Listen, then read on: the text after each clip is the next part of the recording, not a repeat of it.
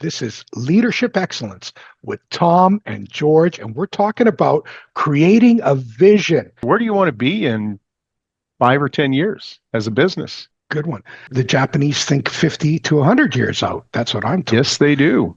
It's kind of crazy. That means the business has to survive. And if the business is going to survive, the vision has to be narrow enough and wide enough, which is like an interesting balance, right? Any experience, Tom, with creating a vision in a company? You could do the individual. What about you, Tom? What's your vision 5 to 10 years out? Well, mine is to create a better environment for people, Nice. leaders and people. Yeah. Yeah. Mine is to get all this untapped human potential to use for everybody that I touch. And that means like I'm open to calls.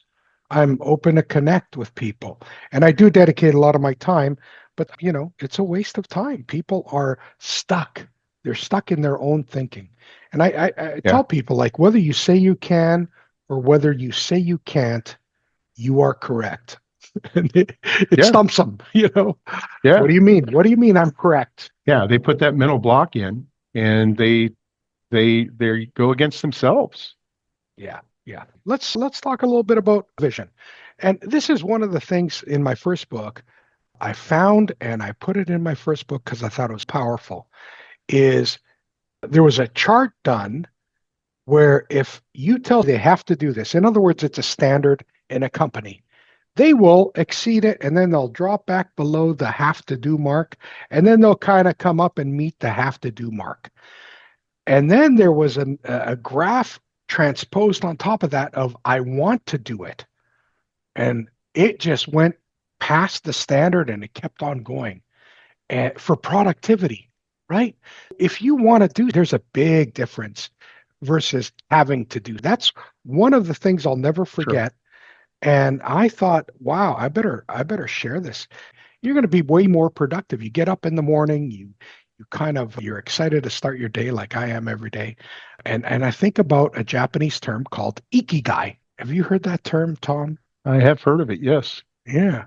Ikigai is identifying you love to do, identifying you can get paid for, identifying you're good at, and then identifying things, and I should have said things from the beginning, the world needs, and then the center of all those things cross, and that would be called your ikigai, because now you found your bliss. This is what your focus is in life. It's kind of like the why. Why does George exist?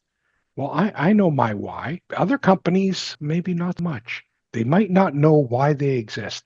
This is like an interesting topic. Go ahead, Tom. Share a little bit about your thoughts on vision. George, you're right. Too many, if you ask a lot of executives or, what their vision is or what their why is, they say it's all about money. Well, that might be the end state, but why do you get up in the morning? What drives you? Yeah, It can't, if it's just money, then, well, how much money and how are you going to get it? yeah, yeah. You have to, Money can't. Money's like a byproduct of doing the right things right. that's it. Yeah. I remember a book by Pascal Dennis, and he just happens to be Greek, and it's called Getting the Right Things Done. And I was as a consultant, I thought I was like the best consultant in the world because I would pick up the latest materials, understand them deeply, the materials, and then implement. And one of those books was Getting the Right Things Done. And what it talked about was creating a little bit of a vision in an organization, right? Creating a vision. And at the time, I was working for an aerospace company. We had a team meeting. I was in charge of bringing strategy deployment to that organization. Funny, it was like, let's create broad brush goals. That was one of the first steps is everybody says, what's our goal for next year? And we just picked words and we threw them up on a Yeah. wall.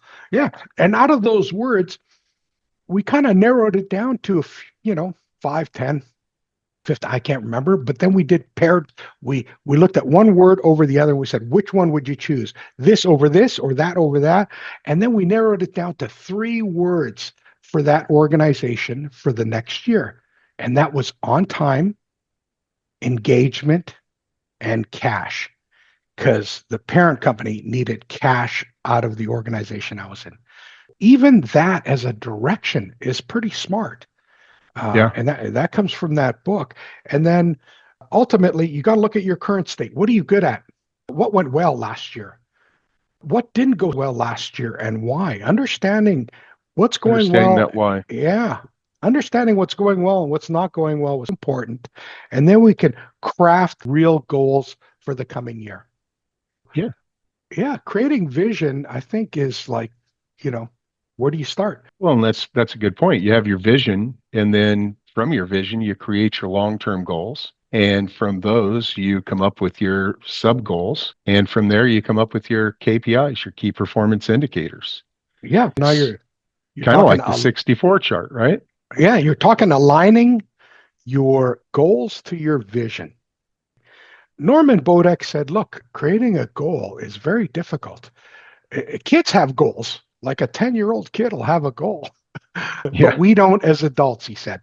Where do you start? Why don't you start with listing 50 things that you're proud of or 50 things that you're grateful for in your life? I created a little bit of a challenge in the app that I got, which is called the a Global 8 Ways Challenge, and I get people to list 50 things they're good at, they're proud of. This way they reflect on the past, and then what's the goal for the next coming years? People get to this point. Now this is the beautiful part, Tom. I don't let them list that as their vision.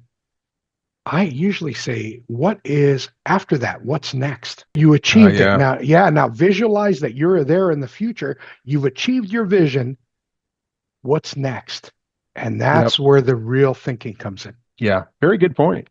Yeah. You think about like on a vision, and I'll just go on just a vision for a big company, IKEA.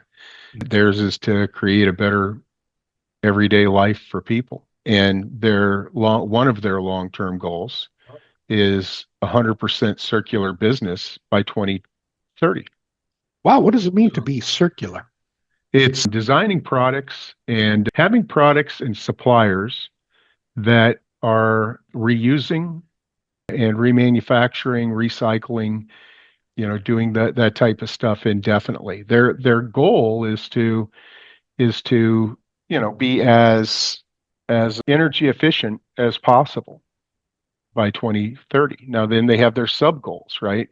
One of their sub goals might be redesign all of their products to use renewable, recyclable materials or by 2028, Right. Right. It's right? like a zero carbon footprint Yeah. strategy. Yeah. Yeah, and that's just one of their long-term goals to go with their vision, right? Theirs is to their vision to create a better everyday life for people. Nice. I can get behind that. Yeah. It's kind of funny because if employees can get behind your vision, you got it made. Yeah, and I Uh, mean it has to be memorable, right? Your vision yeah. has to be memorable. It has to be achievable. It has to Mhm. be simple. You walk into places and you see their vision. They have their vision up there on the wall, and it's long that heck, I'd need to take a picture of it and try to every time they would ask me, I'd have to, look at it and say, yeah, this is their vision. Yeah, yeah. It's funny. You're reminding me about simple visions, and nobody will know Norman Bodek, but because he's in our world of lean and lean leadership, he and I went to Japan, and he took me through a company who just won the Deming Prize. Yeah, the gold medal, and the Deming Prize is way harder to get than the Shingo Prize. This is like two gurus on different sides of the world. Deming is American, Shingo is Japanese, so we use Shingo here. They use the American Deming over there. You can't be a hero in your own backyard, is what it comes down to. This company, GC Dental, had a vision of no pain dentistry. You talk about three Oh, words, no pain dentistry. And that's what they're going after. Not only that, they believe in certain things. For example, that every one of their employees that dedicate their lives to no pain dentistry will be rewarded in the afterlife. And I'm going, wow, that's pretty serious. I mean, anybody gets behind that, now we're talking. Yeah. But what a vision. They're doing such a great job. And I think because of that, their simple vision. Very good, Yeah. Tom. Yeah. Yeah. Very simple. Yep. If we created one, what would it be? Well, to teach and develop leaders for tomorrow. Yeah, see, that's like the not the vision per se. That's kind of how we would go about it. I think our vision is no wasted human potential. That's our vision. There you go. Stop Yeah, that's stop good. wasting. Yeah, that's our vision. No wasted human potential. And how we would go about it is exactly what you said. Train and Yeah. develop people, challenge them to create they could get behind for themselves. Wow. From vision, how do you create a vision? Hey, close your eyes, think deeply about what you want for yourself and others in your life. Don't forget to include others. I remember including Joanne in my vision, and my world became a lot better because I took it with me, and Yeah. I loved it. You close your eyes, you just take 5 minutes. I know it's going to be like an eternity for people not to talk for 5 minutes. Take 5 minutes, let the energy around you tell you like this is where you should be in your life. This is where you should go. And you create that kind of vision for your organization, for your people. Share it with key people in your organization. Say, can we get behind this? And then the next step is we're going to create a goal. We need to understand our Yeah. current state before we create a goal, but we got to create a goal for 1 year, 5 years, 50 years, whatever it is. Yeah. Yeah.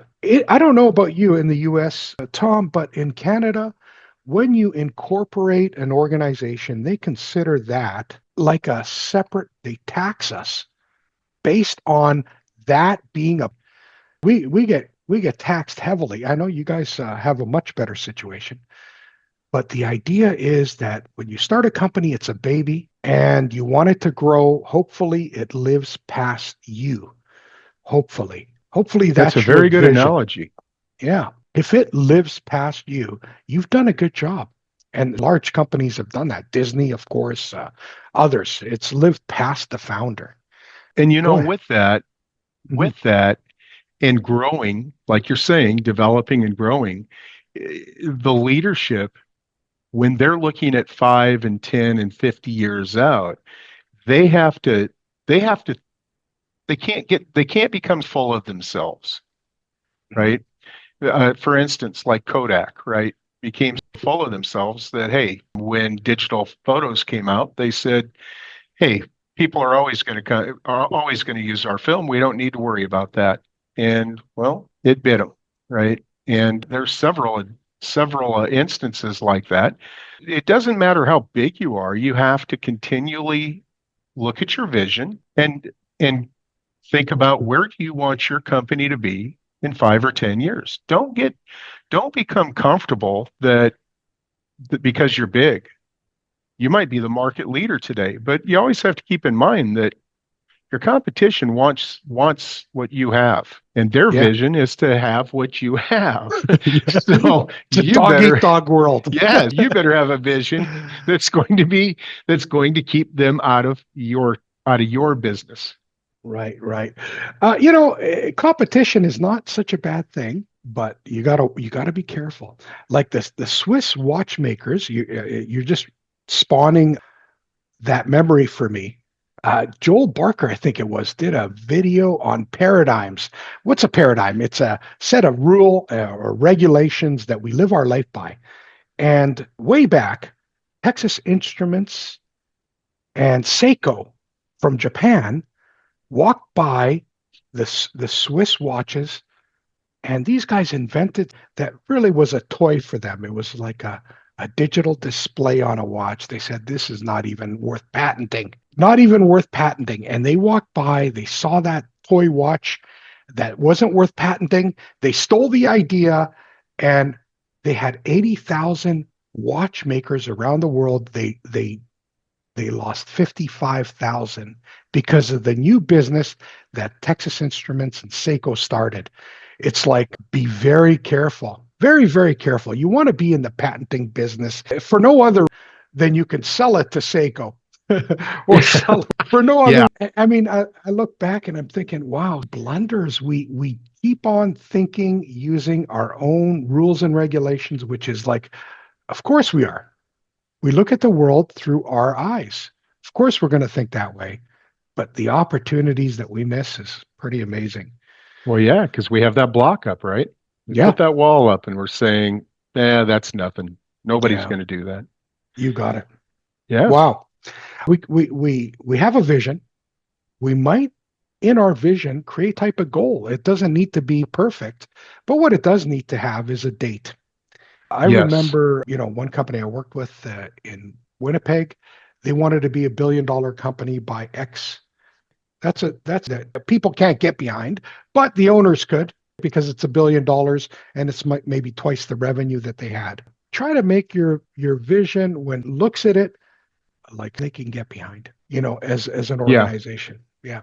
But when you get that goal, if you want help, Tom and I have decided to give you a little help. We'll create what's called Open Window 64 chart, which is what Shohei Ohtani of the Dodgers created for himself when he was 15 years old.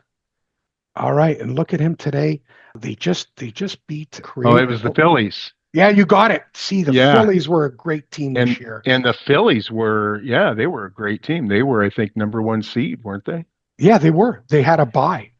And Yeah. then I thought they would beat the Dodgers, quite honestly, because every Yeah. time they met through the regulars, they kind of beat them.